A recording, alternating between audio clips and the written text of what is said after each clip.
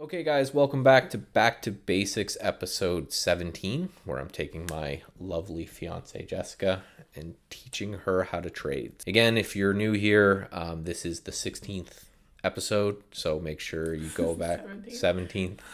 There's been a lot of episodes, so go back. There's a playlist on every channel from 1 to where we are now. This is a bit more of a lax one because we've just finished all of the technical patterns that we're going to cover for the first bit. Maybe it'll be an advanced course down the road or something.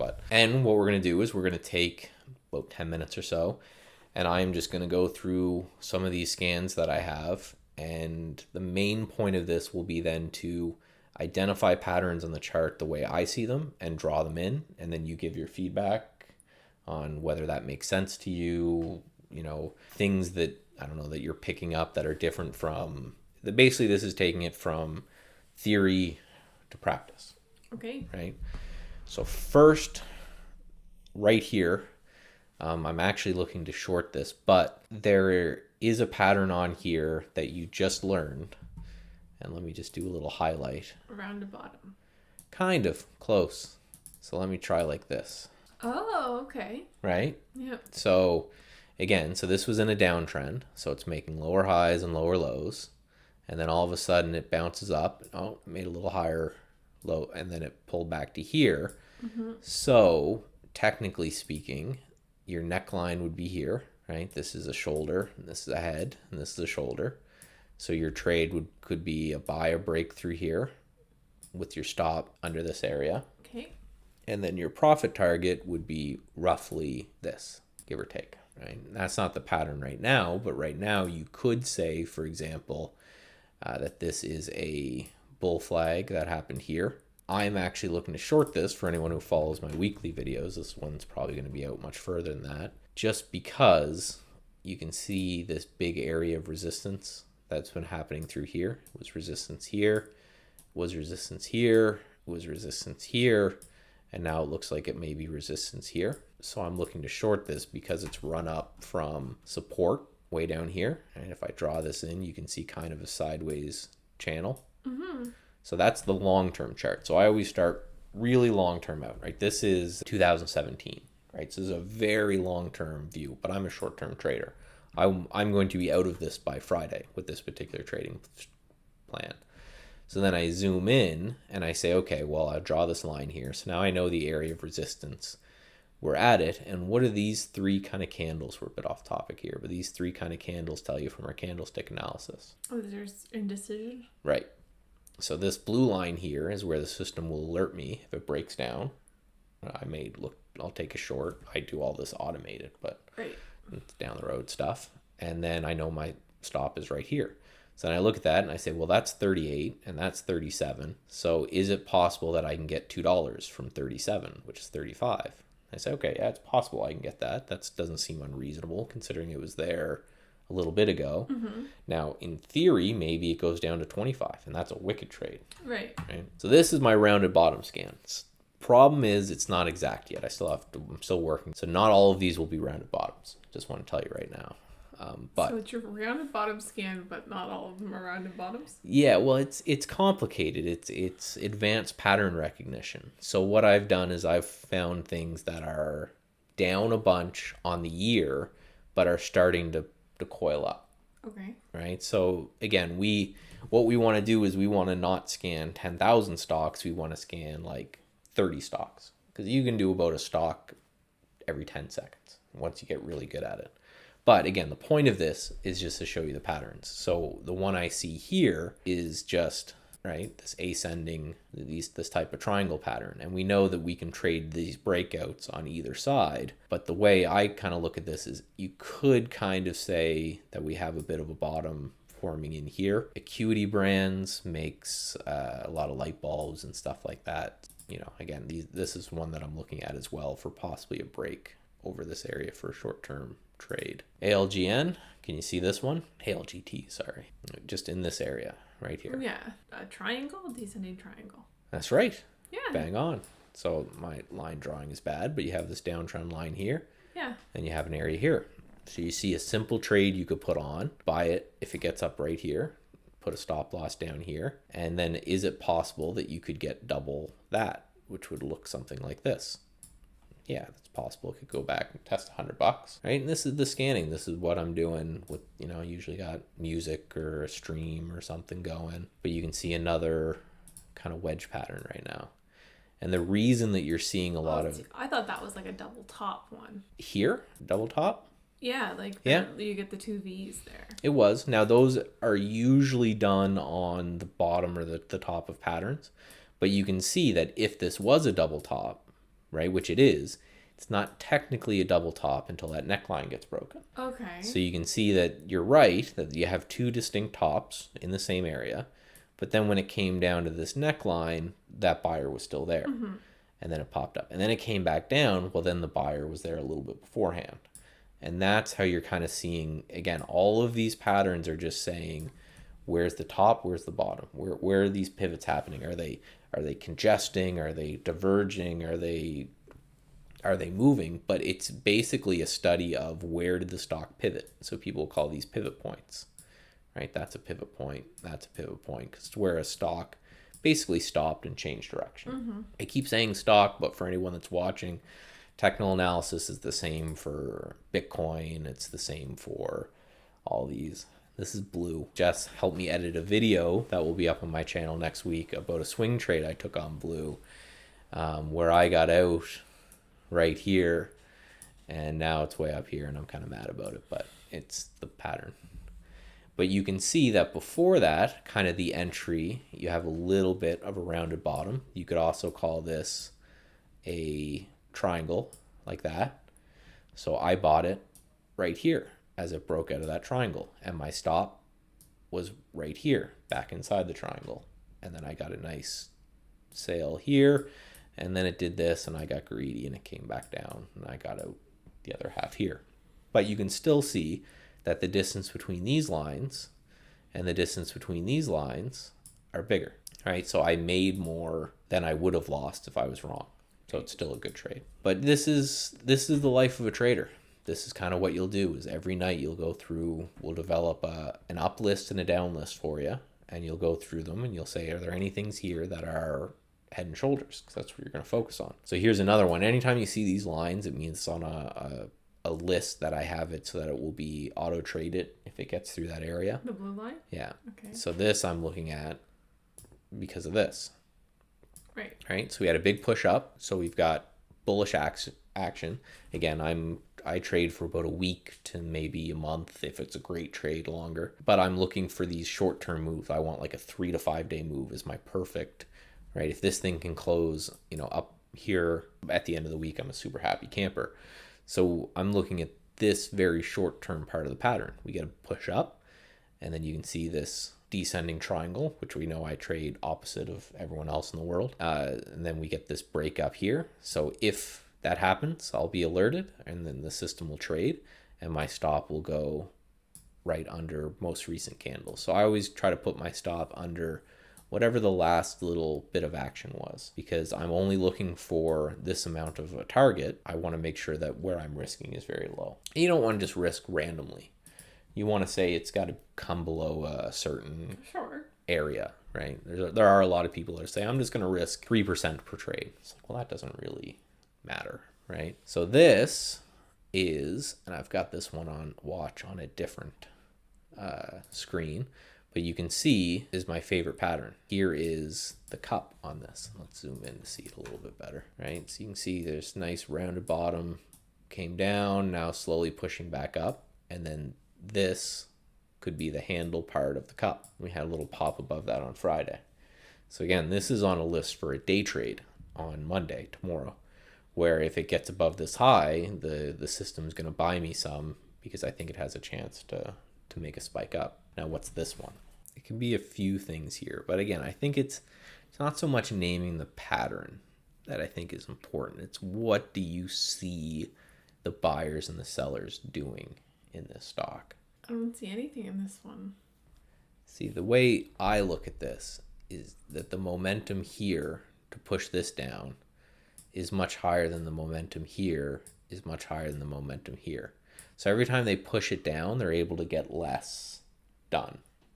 Okay. You could kind of connect, well, that's bad, but you could kind of connect these area and these area and see a bit of a wedge. You can also see a bit of a descending triangle here as well. A little bit, right? If you cut them off. Okay. But kind of my rule is if I have to squint that hard. That's what I mean. I was just like, you're kind of stretching, aren't you? Yeah. Well, again, but it's But I mean, all teach their own, I guess. exactly, right?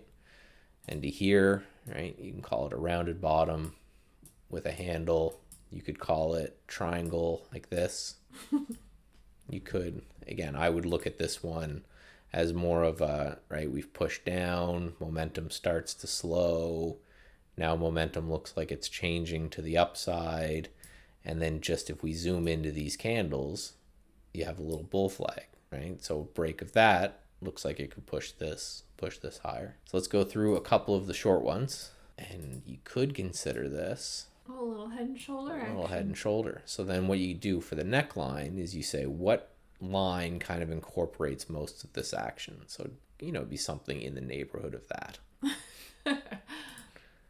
We could use, it's just harder to see on camera is why I use that tool instead of this one. But no, I think that's a good one. Something like that, right? Okay. So if you want to take a trade, you can even right now say something like it would put a sell order right under this candle and it would put a stop right above that candle.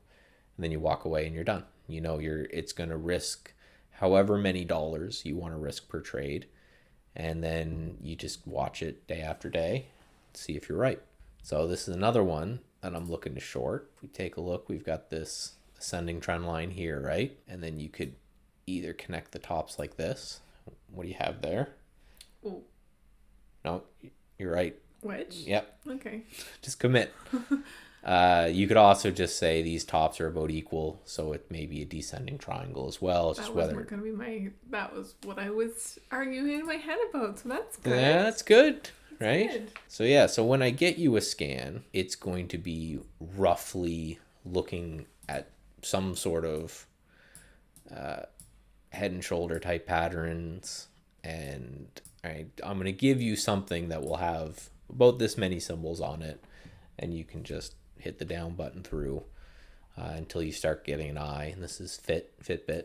We all know what they do. Yeah, they're just looking to, this is another wedge. The reason I'm not looking at this is that this is $6.69 and this is $6. So the stock doesn't move very much, right? It's we know what they do. They're a pretty boring company. It's, fitness technology. So one could call this a double top with the neckline being right here. Mm-hmm.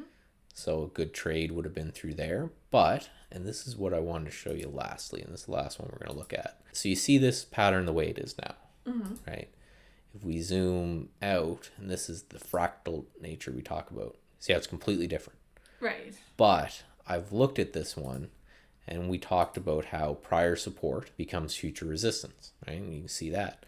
You can also see rounded bottom with a bull flag. So this one failed, but it never really triggered, but that would be your cup and handle. So you can see how the same chart dependent on time frame. And now let's zoom way in. Let's zoom down to a 30-minute chart. So now each of these are 30 minutes, and this is the main point. So you see on the daily chart, you said, okay, there's a head and shoulders here. I kind of missed what the entry should be, which should have been kind of under this line, right? But it still looks good. Again, to me, it still looks good. It looks like it's got room down to $4. Just because there's nothing really there. And then $4, there's this area of support. Right. You're seeing that? I did see that. That's good. Because I was going to say, it looks like you should still get in. Right. Good. Proud of you. Because I saw the same thing. So you say, okay, I've missed the overall pattern, right? Not by much. He probably should have been at 580 or at 540, right?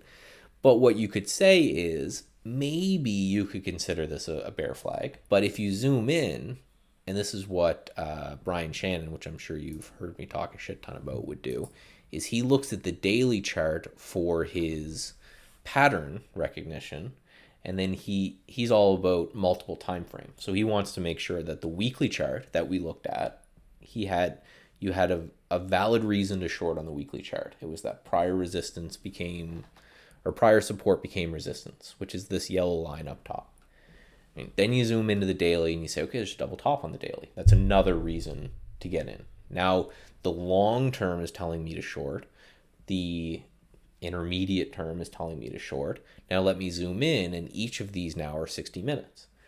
So if you really look at this one now at 60 minutes, you get a pretty good case about, a flag or a pennant happening here. So then if you wanted to take, right, from weekly to daily to 60 minutes, a really good trade for this, and that I've now talked myself into and I will be trading on Monday, is a potential short under this area with a stop right here. So even though we've missed the initial entry, through this pattern recognition, we've been able to come in other ones. Last thing on this chart is, what is Friday's candle? This most recent candle. Indecision. Right. It's doji. Doji spinning top. Again, a pure doji is the top and the bottom are equal. This is really, really close. So the other way to play it, if you didn't want to go through that extra step of zooming in, you could say this is still kind of a bear flag, and I see this indecision candle here. So a game plan could be tomorrow, short it if it breaks the low of this candle with your stop at the high of the candle. Now you've got a trade. So then you look at it and you say, okay, so my entry is going to be about 520. My stop's going to be about 550. So I'm going to risk 20 cents per share. Mm-hmm. Is it possible that I get 40 cents a share, which would be kind of in this area? Yeah. Well, and if it gets to 4, you get way more. But it's this perfect trade. And again, I don't want anyone to think that we figured anything out with this trade. The win rates are still the win rates, right? But you see how you were able... We found the winning trade. but you see how it's... And we play a lot of these like puzzle games, right? You see how it's kind of the same thing. Mm. You're putting together an argument for why this happens, right? Now, the last bit of this argument was, what do these people do, right? Is it a company that could potentially cure coronavirus tomorrow, right? Well, it's Nautilus. Nautilus, they make all the sports equipment.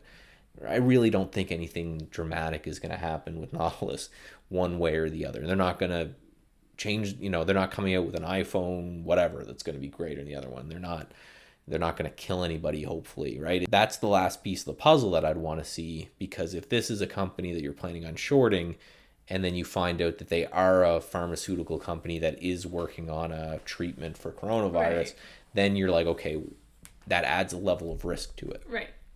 And then we'll talk about all this. This is what we're going to start going over next.